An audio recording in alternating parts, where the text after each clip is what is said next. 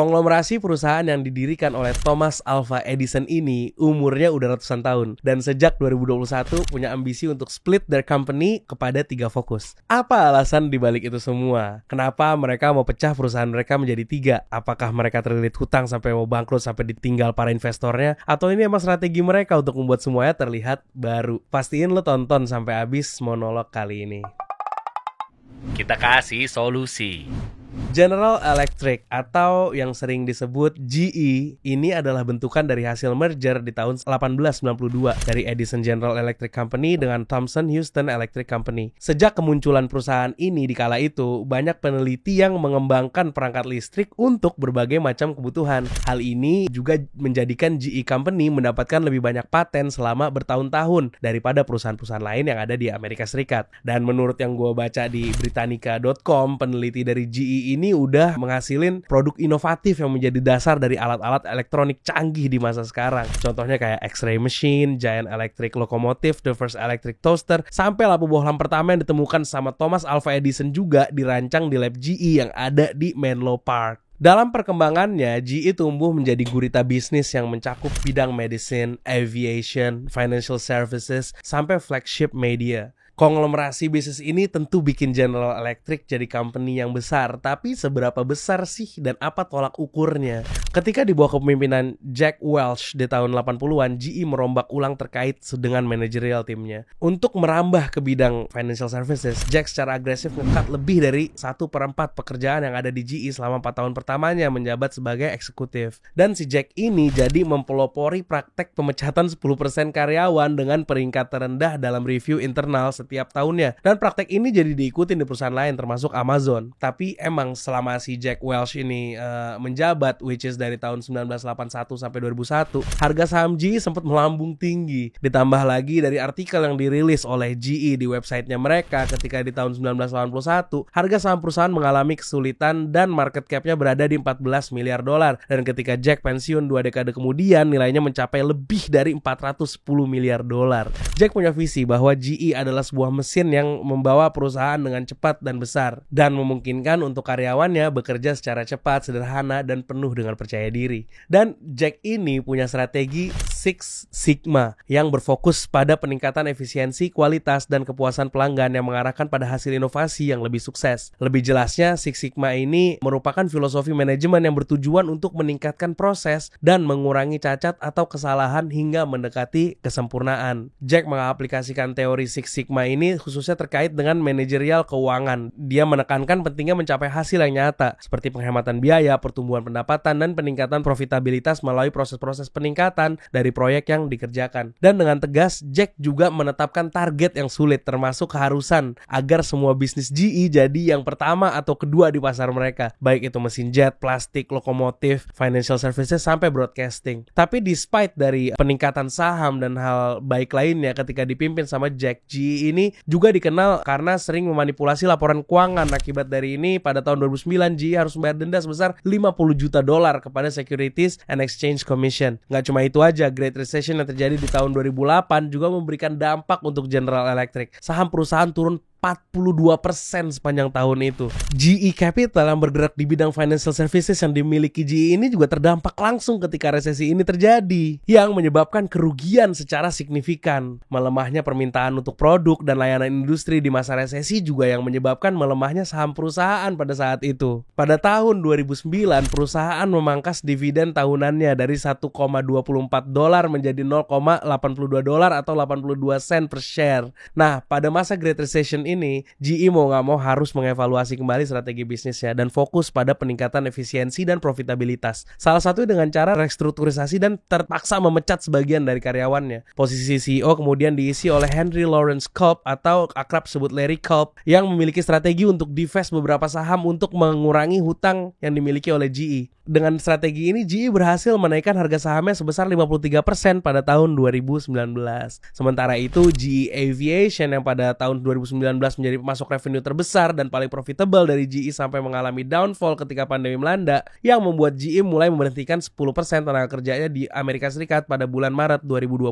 Dalam proses recovery secara global, saham GE pun perlahan mulai naik lagi. Di tahun 2021 kenaikan ini sebesar 7,09%. Dan mungkin ini juga karena GE menerima beberapa kontrak kerjasama baru terkait dengan suplai turbin dengan masa servisnya selama 30 tahun. Di November 2021 pun akhirnya GE announce bahwa akan split the company menjadi 3 fokus, dan strategi ini disebut sebagai break-up plan-nya mereka. Jadi ketiga brand new company ini diumumkan di tahun 2022, dimulai dari GE Aerospace yang dipimpin langsung oleh Larry Culp dan punya tagline Advancing Flight for Future Generations. Kedua, ada GE Healthcare yang dipegang sama Pete Arduini, dan GE Healthcare ini akan berfokus pada cabang layanan kesehatan perusahaan dan akan terdaftar di pasar saham Nasdaq dengan simbol GEHC. Dan terakhir, GE Vernova merupakan gabungan dari kata ver yang diambil dari verdant yang melambangkan hijau dan biru dari bumi, serta nova reflecting a new innovative era. Proyek ini nantinya akan berfokus pada lower carbon energy dan dipimpin oleh Scott Strazik.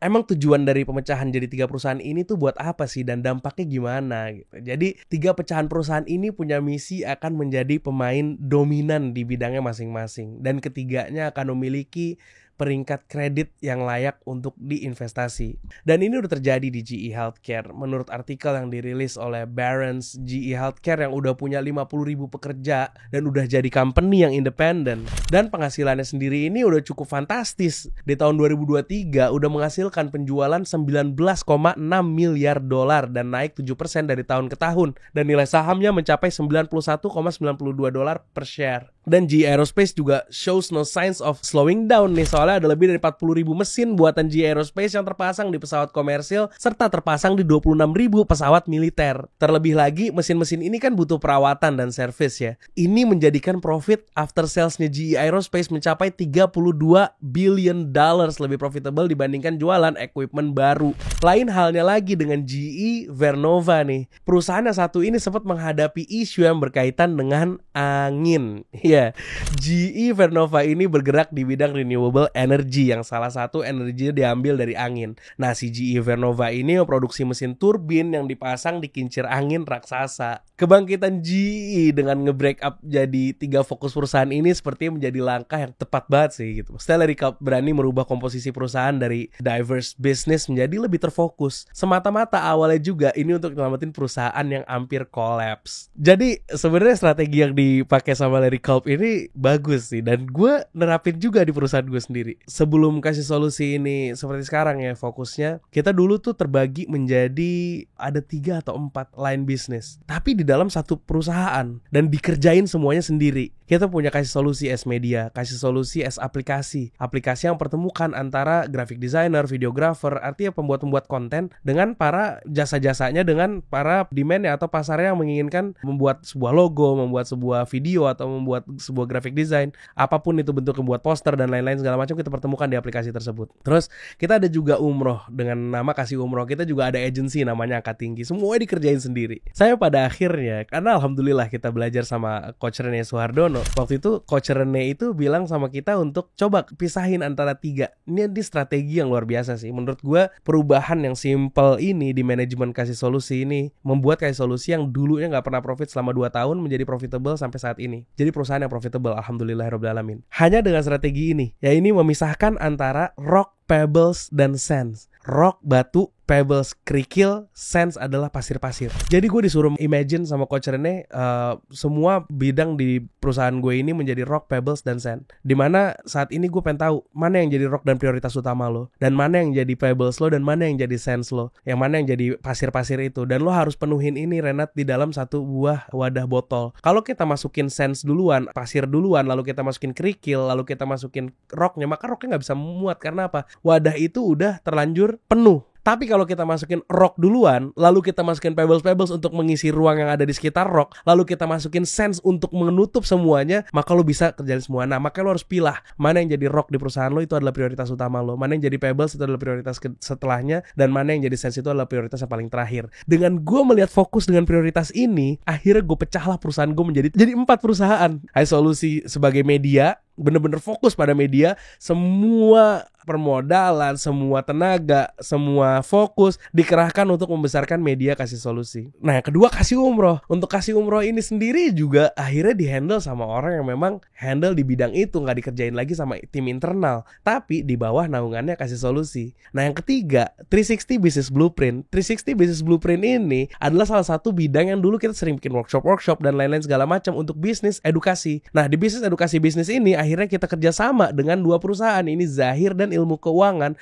untuk ngebuat sebuah bootcamp edukasi bisnis yang kita pisahkan sendiri menjadi sebuah entity. Yang tadi semua rock yang ngabisin semua energi, yang akhirnya semua energi ini membuat kita jadi pecah kemana-mana dan akhirnya nggak bisa mendapatkan semuanya maksimal. Akhirnya kita pecah menjadi 4 entity, termasuk dari agency. Kita juga ngerjain agency di mana kita bisa nge-handle brand-brand untuk activation mereka, untuk event mereka, untuk strategi advertising dan marketingnya mereka, dan lain-lain. Ini masing-masing dari ini semua akhirnya memiliki fokus masing-masing. Ketika dulunya dikerjain secara internal dan akhirnya nggak ada fokusnya sama sekali, semuanya nggak ada yang dapat. Tapi ketika difokusin masing-masing dan semuanya tumbuh menjadi besar satu persatu karena fokus. Jadi inti dari pembahasan ini adalah GE memecah perusahaan itu menjadi 3 perusahaan tadi. Menurut gue itu the best langkah yang bisa diambil. Kenapa? Dengan fokusnya itu maka masing-masing dari bidang-bidang tadi bisa dikuasai menjadi nomor 1 atau nomor 2-nya di industrinya masing-masing. Kita kasih solusi.